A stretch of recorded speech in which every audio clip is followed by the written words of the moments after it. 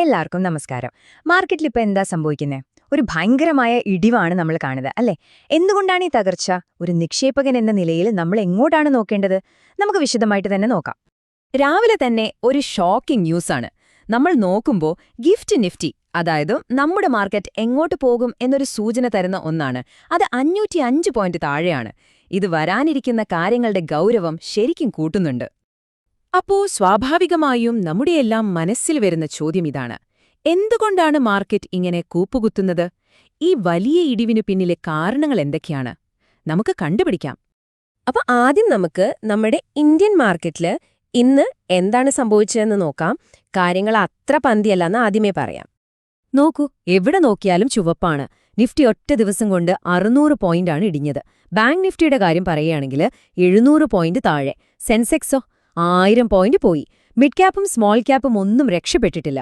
ഏകദേശം 1.75% ഇടിവ് അവിടെയുണ്ട്. അപ്പോൾ നമ്മുടെ മാർക്കറ്റിലെ പ്രശ്നം എത്രത്തോളം വലുതാണെന്ന് ഇതിൽ നിന്ന് വ്യക്തമാണല്ലോ. പക്ഷേ ഇതൊരു ഇന്ത്യൻ മാർക്കറ്റിന്റെ മാത്രം പ്രശ്നമാണോ? അല്ല, ഇത് ലോകം മുഴുവൻ പടർന്നു പിടിക്കുന്നൊരു പ്രശ്നമാണ്. നമുക്ക് ഗ്ലോബൽ മാർക്കറ്റുകളിലേക്ക് ഒന്ന് കണ്ണോടിക്കാം. അമേരിക്കൻ ഫ്യൂച്ചേഴ്സ് നോക്കിയാൽ ഡോ ജോൺസ് 700 പോയിന്റ് ഇടിഞ്ഞു. യൂറോപ്പിലാണെങ്കിൽ ജർമ്മനിയും ഫ്രാൻസുമെല്ലാം ഒരു 2% മുകളിൽ നഷ്ടത്തിലാണ്. പക്ഷേ ഏറ്റവും പേടിപ്പെടുത്തുന്ന കാര്യം ഏഷ്യൻ മാർക്കറ്റുകളിലാണ്.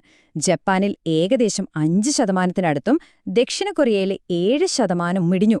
അതായത് യുഎസിനെയും യൂറോപ്പിനെയൊക്കെ വെച്ച് നോക്കുമ്പോൾ വളരെ വലിയൊരു തകർച്ച. യൂറോപ്യൻ മാർക്കറ്റിലെ അവസ്ഥയെപ്പറ്റി വന്ന ഒരു വിശേഷണം സമ്പൂർണ്ണ നാശമെന്നാണ്. ആ ഒരു വാക്കിൽ തന്നെയുണ്ട് ഈ ഒരു പാനിക് എത്രത്തോളം വലുതാണെന്ന്. ശരി, അപ്പോ എന്താണ് ഈ ഒരു ആഗോള പാനിക്കിന് പിന്നിലെ യഥാർത്ഥ കാരണം? അതിന്റെ ഉത്തരം ഭൗമരാഷ്ട്രീയ സംഘർഷങ്ങളാണ്. എല്ലാത്തിന്റെയും തുടക്കം മിഡിൽ ഈസ്റ്റിലാണ്. യുഎസും ഇറാനും തമ്മിലുള്ള പ്രശ്നങ്ങൾ രൂക്ഷമായി. സൗദി അറേബ്യയിലെയും ഖത്തറിലെയും പ്രധാന എണ്ണപ്പാടങ്ങൾക്ക് നേരെ ഇറാൻ ആക്രമണം നടത്തിയതോടുകൂടി ലോകമെമ്പാടുമുള്ള ഇൻവെസ്റ്റേഴ്സിന്റെ ഇടയിൽ ഒരു വലിയ ഭയം പടർന്നു. പക്ഷേ സംഭവം അവിടെ നിന്നില്ല. കാര്യങ്ങൾ അതിലും ഗുരുതരമായ ഒരു അവസ്ഥയിലേക്ക് പോവുകയാണ്. ഇതാണ് ഇന്നത്തെ ഈ വലിയ ഇടിവിന്റെ പ്രധാന കാരണം. ഇറാനെതിരെ ഒരു സൈനിക നടപടിക്ക് വേണ്ടി അമേരിക്ക യൂറോപ്പിലെ പ്രധാന ശക്തികളായ ജർമ്മനി, ഫ്രാൻസ്, UK എന്നിവരെ കൂടി നിർത്താൻ ശ്രമിക്കുകയാണ്. ഇതോടുകൂടി ഈ സംഘർഷം വേറൊരു ലെവലിലേക്ക് മാറുകയാണ്. ഓക്കെ, അപ്പൊ ഈ ഒരു ഗ്ലോബൽ സിനാരിയോ വെച്ച് നമുക്ക് നമ്മുടെ ഇന്ത്യൻ മാർക്കറ്റിലേക്ക് തിരിച്ചുവരാം. നിഫ്റ്റിയിൽ നമ്മൾ പ്രത്യേകിച്ച് ട്രേഡ് ചെയ്യുന്നവര് വളരെ നിർണായകമായി ശ്രദ്ധിക്കേണ്ട ഒരു ലെവലുണ്ട്. ഒരൊറ്റ ലെവൽ, ആ ഒരൊറ്റ പ്രൈസ് സോൺ ആയിരിക്കും മാർക്കറ്റിന്റെ അടുത്ത നീക്കം എങ്ങോട്ടായിരിക്കുമെന്ന് തീരുമാനിക്കാൻ പോകുന്നത്. ഒരു ഫൈനൽ ടെസ്റ്റ് എന്ന് തന്നെ പറയാം. അതെ, 24,300-നും 24,330-നും ഇടയിലുള്ള ഈയൊരു സോണ്. ഇതൊരു ലക്ഷ്മണരേഖ പോലെയാണ് നിഫ്റ്റിക്കിപ്പോൾ.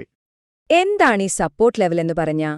സിമ്പിളായി പറഞ്ഞാൽ, മാർക്കറ്റ് താഴേക്ക് വരുമ്പോൾ വാങ്ങാൻ ആളുകൾ കൂടുതലായി താൽപ്പര്യം കാണിക്കുന്ന ഒരു ഏരിയ ആണിത്. അതുകൊണ്ട് സാധാരണ അവിടെ ഒരു സ്റ്റോപ്പ് ഉണ്ടാവാം. പക്ഷേ ആ ലെവലും ബ്രേക്ക് ചെയ്താൽ അതിന്റെ അർത്ഥമെന്താ? സെല്ലേഴ്സ്, അതായത് വിൽക്കുന്നവർ, മാർക്കറ്റ് പൂർണ്ണമായും കൺട്രോളിലാക്കി എന്ന് തന്നെയാണ്. അപ്പോ ഈ ഒരു നിർണായക ലെവലിനെ ബേസ് ചെയ്ത് മാർക്കറ്റിന് മുന്നിൽ ഇനി എന്തൊക്കെ സാധ്യതകളാണുള്ളത്? പ്രധാനമായും 2 വഴികളാണ് മുന്നിലുള്ളത്. ഒന്നാമത്തെ സാധ്യത, മാർക്കറ്റ് ഈ സപ്പോർട്ട് ലെവൽ നിലനിർത്തുന്നു. അതായത് 24,330-ന് മുകളിൽ പിടിച്ചു നിൽക്കുന്നു. അങ്ങനെയാണെങ്കിൽ അത് നല്ലൊരു സൂചനയാണ്. മാർക്കറ്റ് സ്റ്റെബിലൈസ് ചെയ്യാൻ ശ്രമിക്കുന്നു എന്നർത്ഥം. ഇനി രണ്ടാമത്തെ സാധ്യത, മാർക്കറ്റ് ഈ സപ്പോർട്ട് ബ്രേക്ക് ചെയ്യുന്നു, 24,300-ന് താഴേക്ക് പോകുന്നു. അത് സംഭവിച്ചാൽ പിന്നെ ഒരു സമ്പൂർണ്ണ പരിഭ്രാന്തി തന്നെ പ്രതീക്ഷിക്കാം. വളരെ വലിയൊരു വീഴ്ചയ്ക്കുള്ള വാതിൽ തുറക്കും. അങ്ങനെ സപ്പോർട്ട് ബ്രേക്കായാൽ മാർക്കറ്റ് അടുത്തതായി ഇവിടെയായിരിക്കും നിർത്തുക. അടുത്ത പ്രധാന സപ്പോർട്ട് സോൺ വരുന്നത് 23,700-നും 23,850-നും ഇടയിലാണ്. അതായത് ഏകദേശം ഒരു 500-600 പോയിന്റിന്റെ അധിക വീഴ്ച കൂടി നമ്മൾ പ്രതീക്ഷിക്കണം.